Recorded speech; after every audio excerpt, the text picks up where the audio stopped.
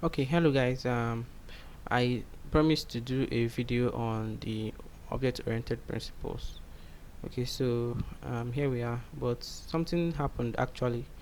I actually finished recording the class for the object-oriented principles, and then I played it to know how I did, and then I realized that the volume was not actually on. Let me turn off my data. Okay, so that was very terrible. I was like, what was going on? Why didn't I check my audio and others? Because I've been recording and it was okay. So I assumed it was okay before I did that video, and now I have to redo it again. You can see some of this stuff I wrote. This is the one I wrote to keep me on point while I was recording, and this is some of the things I did. I actually moved some of them. I have to delete and start again from beginning. So if uh, I don't even know what I just did wrong, but I just have to do it again. Okay, so we're talking about default classes. Okay, so let me show you guys default parameters. Sorry, not default classes, default parameters. That's the first thing we have here. Okay, so let me talk about default parameters. So let's say you want to write a function to display player details. Okay, so like you want to display the details of the players, and then okay, let me uncomment this out. I commented this out in the first place. Okay, so this is a function. I wrote this out myself before, but I just had to comment it out so that it will be easier to do next time. Okay, so the function is called display player details. Okay, it takes a string of name, called name, okay, an int called number, and the team. Okay, so I made this team default. Okay, so I did team of type int is equal to 2, so it's by default equal to 2, and then I call this function from this parameter. You can see what this function does is simply to print out the values. Okay, and you can see something like $name, $number, and you're wondering what is this. This is me taking the value of name from here and printing it inside it. You can see it's in between the quotation of the string. Okay, this is called string interpolation. Okay, it's available in Kotlin. Okay, so if you can't you in other languages like Java, you notice you have to do plus name, then you now put quotation mark, then give space, then plus all this addition and all those nonsense. It's not actually good. You can just do it with this dollar sign. It's very easy to work with Kotlin. Okay, and add some things and print them out immediately. Okay, so that's good, and this is the default parameter. Okay, so that's it about default parameters. Okay, sorry, that's not it about that's it about the function. Okay, so nothing much about this function. Okay, so let me call this function here. Okay, so you can see from this stuff I wrote here that I just passed in two parameters. Okay, not three, and here my arguments here are like three arguments, and I just passed in two. Okay, so and you may be wondering what's going on. Like, shouldn't it ask me for the third one? And you notice here that the third one here is actually default. Okay, I have made this one default by putting it equal to 2 here. So let me just show you something. Let me print this and show you. So it should say Messi, name Messi, number 10, and team 2. Okay, so let me print that. Okay, I put the team as the default parameter. Okay, so that you see Messi number 10, team 2, but we all know that Messi cannot be in the second team. Are you kidding me? What? Messi in the second team? Okay, so that means you have to put this comma and then add 1. Okay, so you can see it as entered here. If I don't add this 1, there's no problem. If I add the 1, then it uses it as my value for the team. So that's what default parameters is. You just want default parameters to work. If someone wants a default from what actually is, where you see this used most in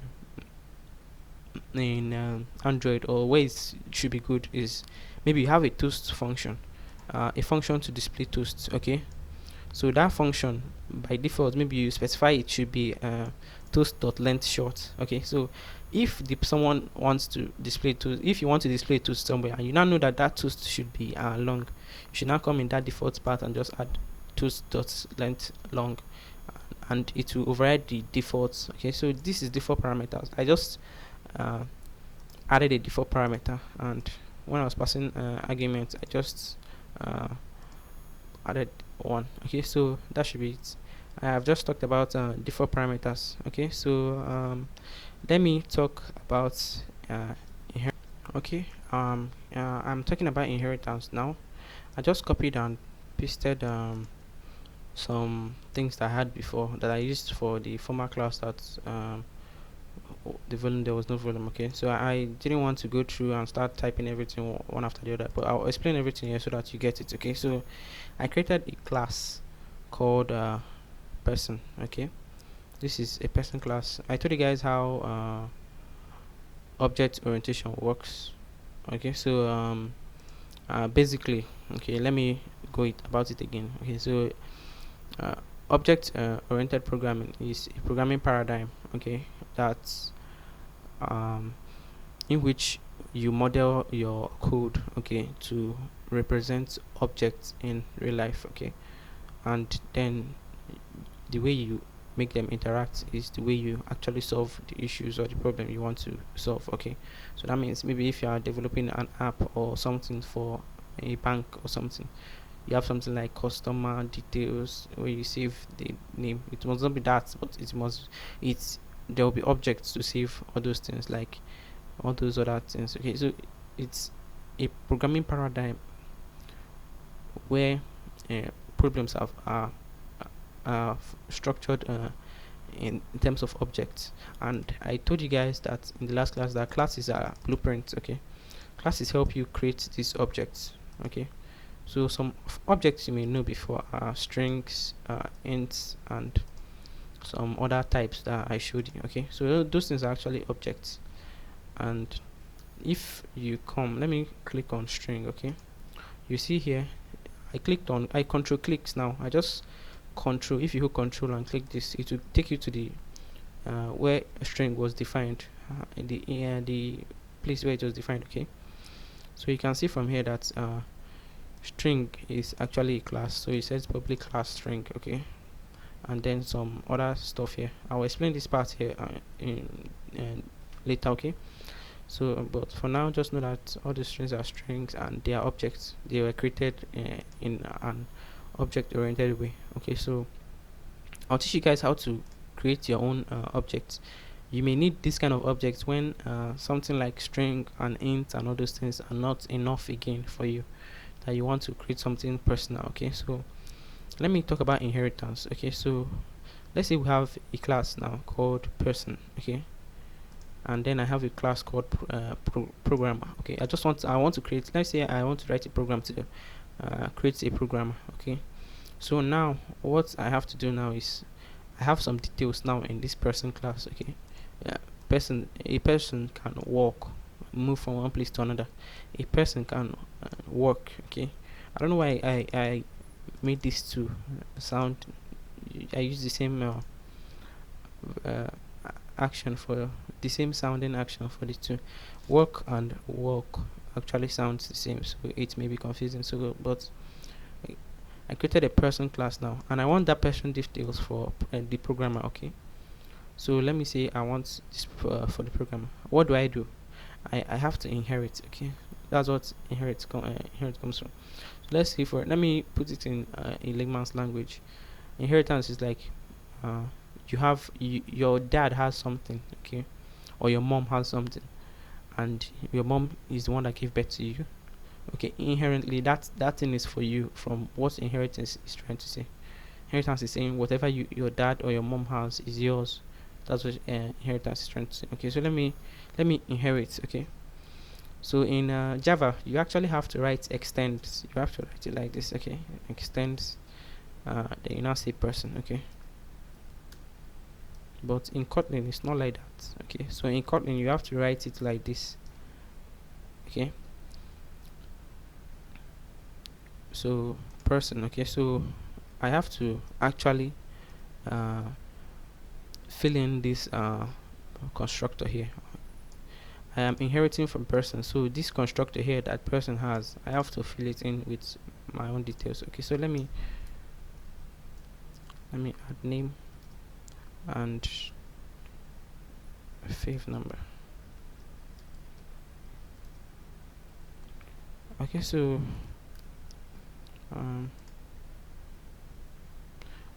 that should be it. Okay, this should work, but there is an issue here, and the issue is that any class that you make by default in Kotlin is final, and you actually have to declare it as open so that you can actually inherit from it. So for me to inherit from this class, okay, I have to actually write the open here. Okay, so once I write open here, you notice that the error is gone. Okay, so this error was like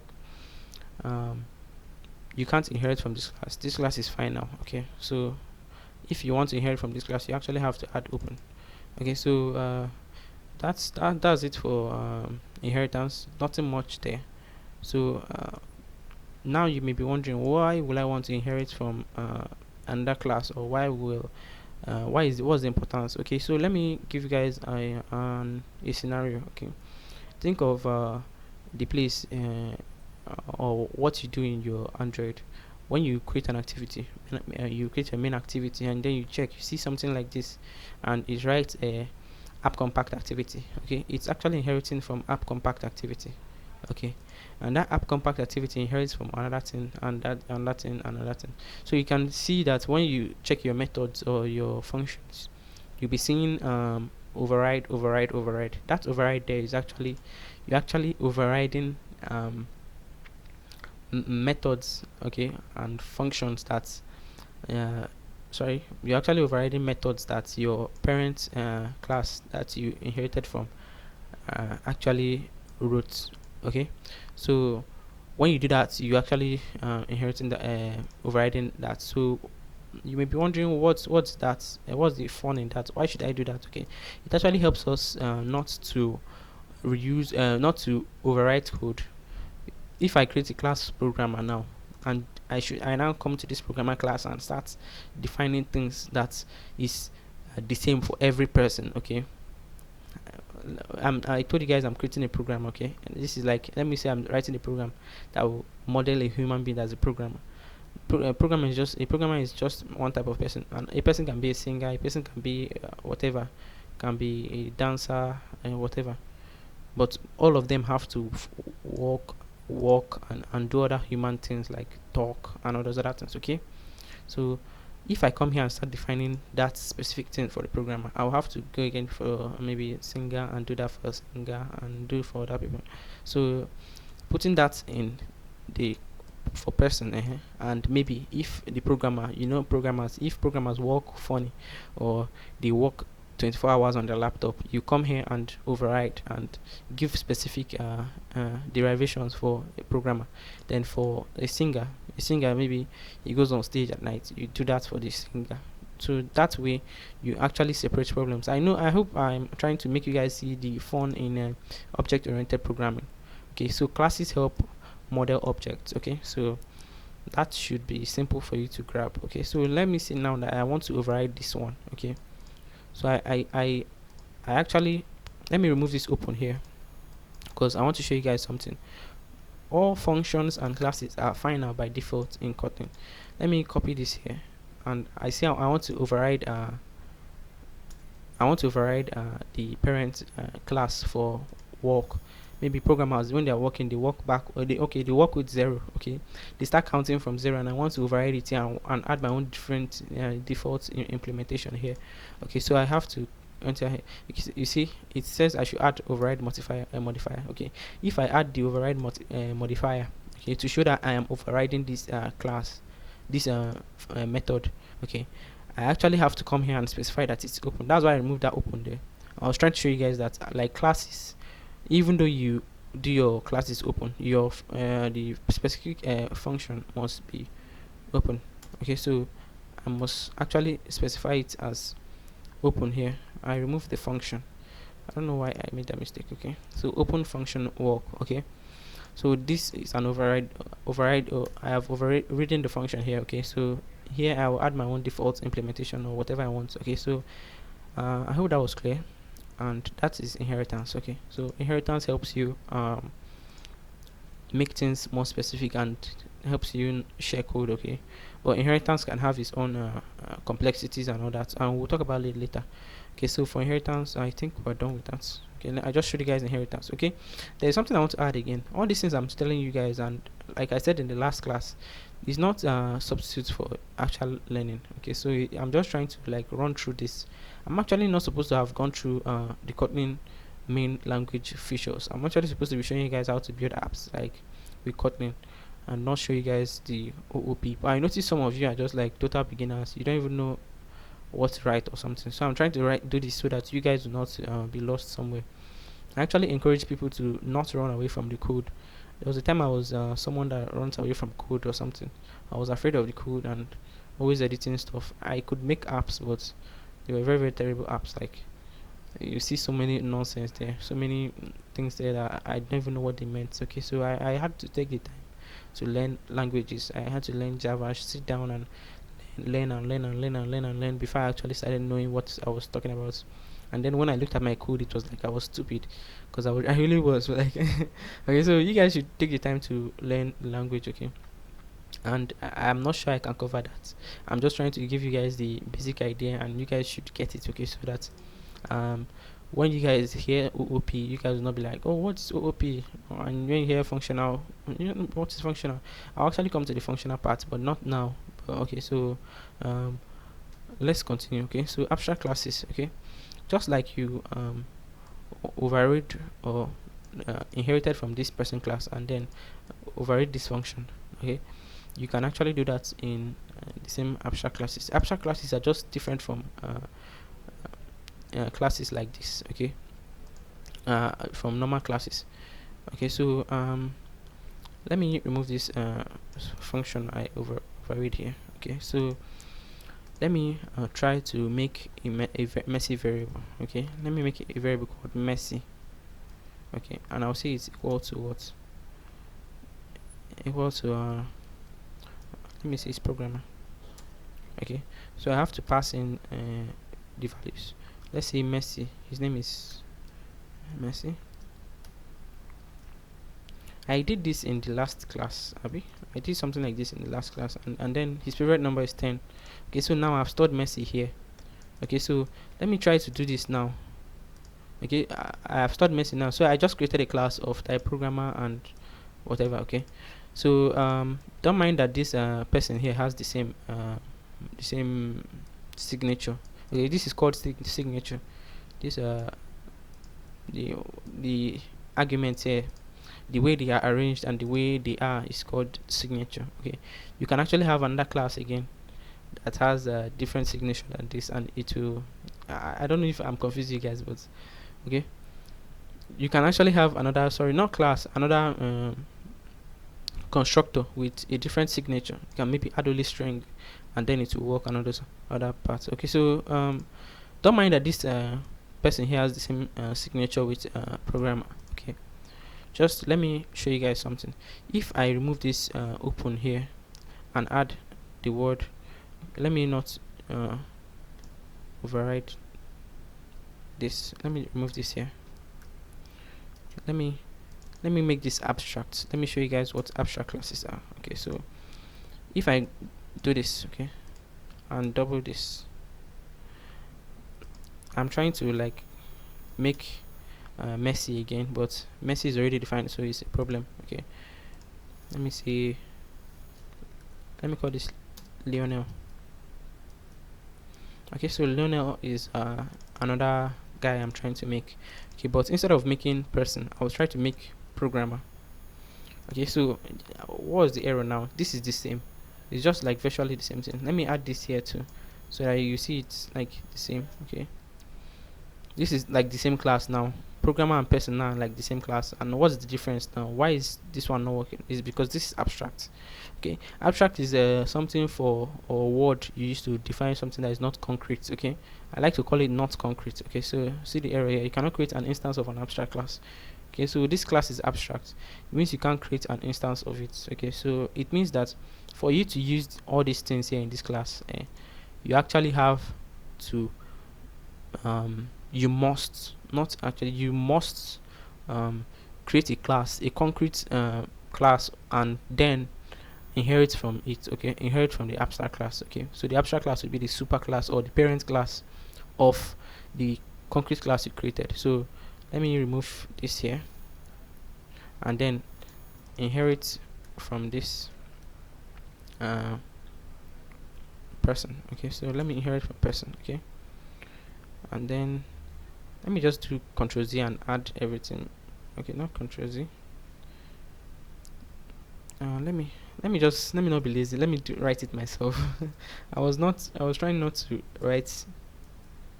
I was trying to be very lazy and fave number. Okay, so that's it for. Okay, I just made a concrete what do they call it? A concrete class for this person class. So this person class now is not usable again. Okay, let me show you guys that abstract is actually makes things not concrete. Okay,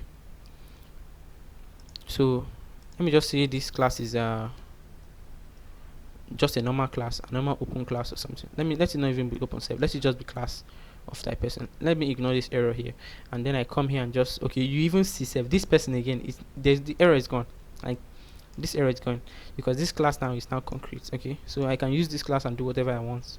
But if it is abstract, I can't. It must show this error. It says it's not concrete. You cannot create an instance of an abstract class. Okay, so how do I use abstract classes? You create a class and then you derive from it and then you use it instead of using person here. I'll not use programmer. Okay, so this should work. Okay, and that's it for abstract classes. Another thing I should show you guys is that okay, if you have abstract classes, okay, you can create abstract functions or abstract methods. Okay, so let me make this one abstract. Okay, so once I create this abstract class, you see that there's an error here. It will say this class programmer is not abstract, and it's saying I don't implement this abstract class. Okay, like I told you guys before, abstract classes you can't use them until you implement it. Okay, or you create a concrete class and then what do they call it? Extend the abstract class. I just created an abstract function now, so it's telling me that this abstract function I have to make it concrete also. So that's what it means. It means I have to implement this and then implement the work. Okay, if I implement this, the error goes away. So you see that I overrode this now. Okay, I just overrode the parent class and then I create the concrete version. Okay, and this is where the mistake comes in. I have the braces here. I have to remove these braces. Abstract classes don't actually have implementation. They don't have the body. Okay, so I have to remove this one, that body there, for the error to go away. Okay, so that's abstract classes and abstract functions or abstract methods. Okay, so I hope that was clear and very simple to grab. It's actually a simple concept. It's not something that is very hard. Abstract is just something that you can't use. Don't use this. It's not real. Don't use it. Create something real about or based on this and then use it. Okay, that's what it means. Okay, let me go back and do like I did for what do they call it? Default methods parameters. Okay, default parameters. I gave you guys an example. Maybe when you want to use toast or something. Okay, let me give you guys an example for abstract. Okay, the Recyclerview that you guys are doing. Okay, it has you notice that when you create the adapter, you have to what do they call it? Extend. I don't know why I usually forget this. Kotlin just uses the semicolon, but in Java it's called extend. Okay, so you have to extend Recyclerview adapter blah blah blah. That Recyclerview adapter is an abstract class because once you do that, there are some abstract methods that you must implement. Then you now start doing the on bind view holder, on create view holder, all those things there. So all those methods, they are actually abstract methods that, like this one, this work method, that you must actually override and work and must write something on. Okay, so Recyclerview is an abstract class. Okay, so it's more complex than this example that we have, but it's the same concept. uh, you can't use the Recyclerview. It's not concrete. Create a concrete class and extend it, and then implement the methods and do it the way you want. Okay, so that's the same idea. So that's it for abstract classes. Okay, encapsulation. Okay, encapsulation is the part of OOP that shows that a class, or that, okay, let me just put it in layman's terms. Okay, encapsulation is like the ability of the class to, we should use, is the ability of the class to hide the details or that makes it up. Okay, so the details that make up our class, like the name and the favorite number, are encapsulated by the class. Okay, so the outside variables do not actually know what makes up this thing. All they just know is it's of type programmer, and you can get details from the class. Okay, these guys should not know what is going on inside the class. Okay, that's just encapsulation. Encapsulation is not something tough or something hard. Okay, so when you hear encapsulation, it just means to cover, like encapsulate. You know what a capsule is now. So you just if you use a capsule to cover something, or that's it. Encapsulation is not even a big topic or something. It's just a concept that you guys should just know. Okay, that's encapsulation. Okay, so let me talk on polymorphism before I end this class. I think that is all we should talk about. Okay, so you know how I verified if a string was a string before, and some other things. Okay, so you know that this Lionel here is of type programmer. That's correct. You guys know that. Okay, so it's correct if I say Lionel is of type programmer. Okay, but do you also know that Lionel is also of type person? Okay, it's not an error, it's not a bug, it's nothing. Okay, since programmer extends person. Okay, Lionel is of type programmer and of type person, and that is why where the definition for polymorphism comes in. Polymorphism is the ability of an organism or something. It's derived from, actually, from biology. Okay, the ability of an organism to be more than one thing at once. Okay, so our variable here is more than one thing at once. Okay, so I will show you guys something. Let me add some interfaces here.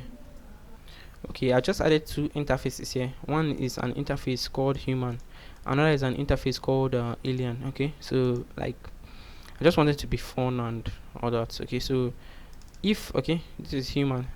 If we want the class here, this class programmer, to implement these two interfaces, the same thing we have to do is the same thing we have to do with the class that it extends. You just put in comma and just add human. Okay, put another comma and say alien.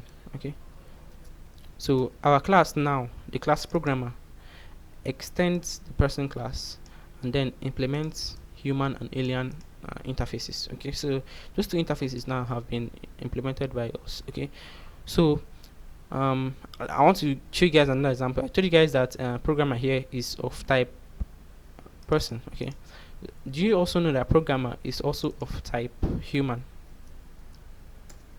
This is correct. Like, wow. If you have not used to it, you'll be saying, wow, what's going on?